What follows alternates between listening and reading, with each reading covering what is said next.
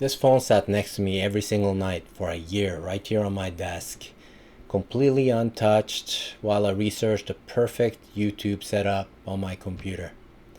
And that delay probably cost me weeks, if not months, of wasted time. So if you're over 40 and still planning instead of posting, here are 6 mistakes that could save you months of spinning your wheels. Choosing a niche is hard, but you know what's even harder? It's talking about that same subject every single week for the next 2 or 3 years. So if you don't think you can do that, the niche that you picked might be the wrong one. Your niche should be something that you're really, truly interested in, not like something that you think will get views because it's trendy. You need that genuine interest when the views don't come right away, because that passion is going to sustain you through the rough patches, right? So pick something you can talk about at the dinner party or with your friends for a long time without getting bored. Remember, 2 to 3 years. Waiting for better equipment before you start might be what's keeping you from ever publishing. I know that was true for me, even though I have tons of camera gear from my photography business. For some reason, it didn't occur to me to use that for video. Anyway, know what I use most for videos? That phone that I just showed you, and an Osmo Pocket 3 that I already owned. Okay, that's what I'm filming with right now, not one of my expensive big cameras. I know creators with tens of thousands of subscribers using their phones. And I also know some that started with their webcam on their computer and built a big audience.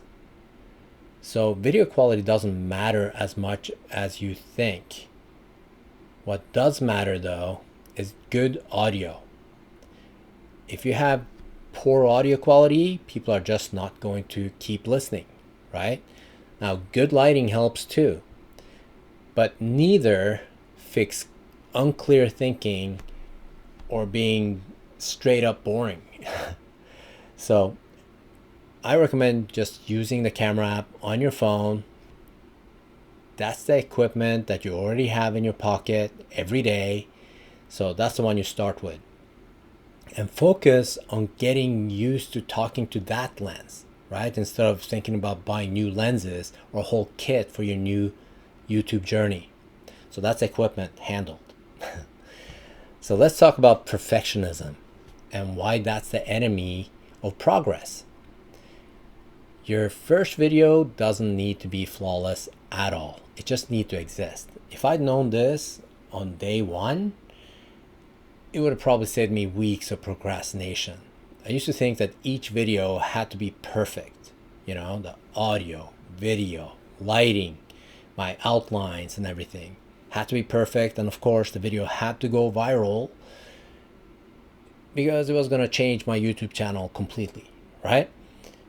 But here's what to do instead. Record 3 or 4 takes on the same topic. Okay, use your script, outline, bullet points, whatever. Pick the best one and then publish it. If you make mistakes while filming, which I do all the time, don't pause it.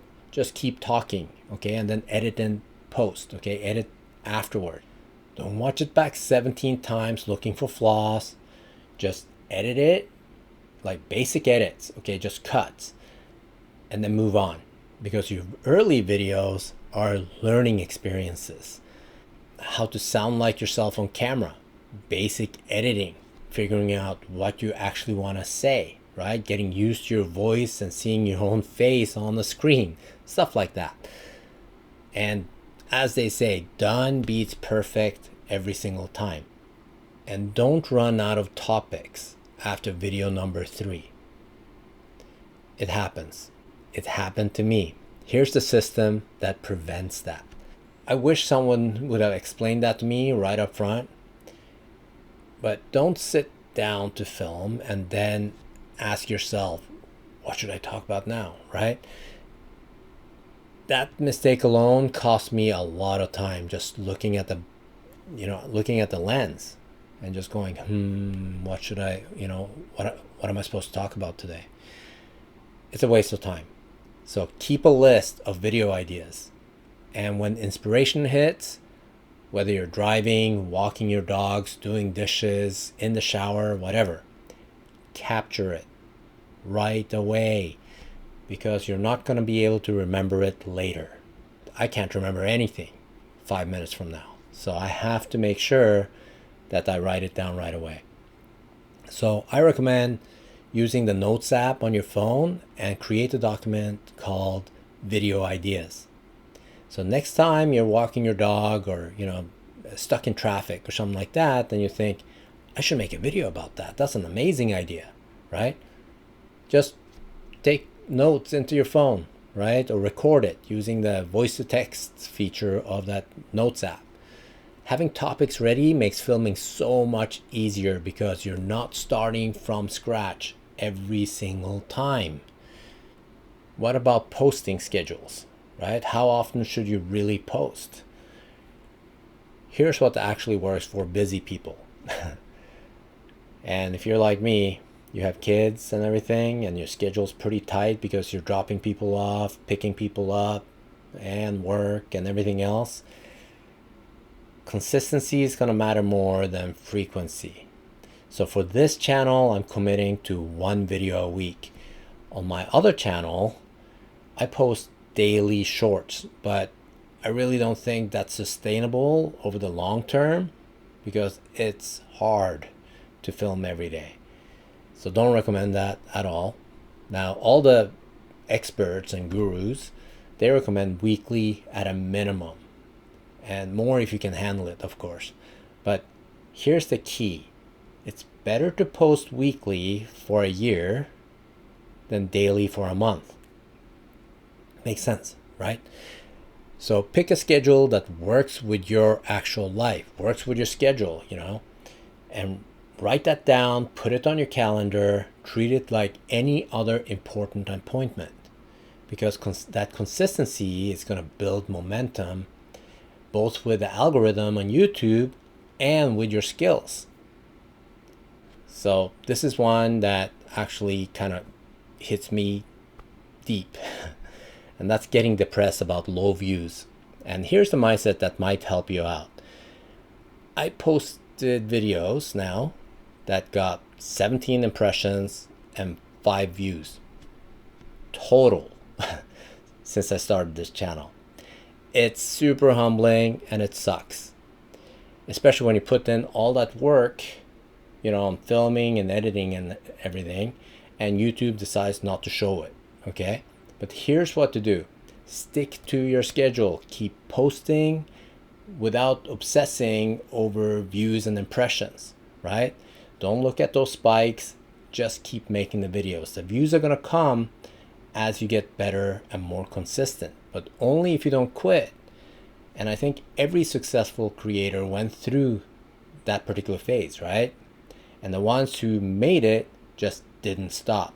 I think Mr. Beast created like 200 videos before he hit it big. And Ali Abdaal talks about creating 50 to 75 videos or something like that before you kind of get momentum. So anyway, those are 6 things I wish I'd known before I started. Your first video won't be perfect. Your 10th probably won't be either. But if you keep showing up consistently with equipment that you already have, like your phone, and a niche and topic that you care about and some realistic expectations, you're going to get there. And my phone's not collecting dust anymore. And even if a video flops, at least I know what doesn't work because I did the work, It's like what they say. There's no such thing as failure, only results. So stop thinking, just start creating. Just that one video and see how it feels. If this helped, like and subscribe. It's just a button click. Thanks again for watching.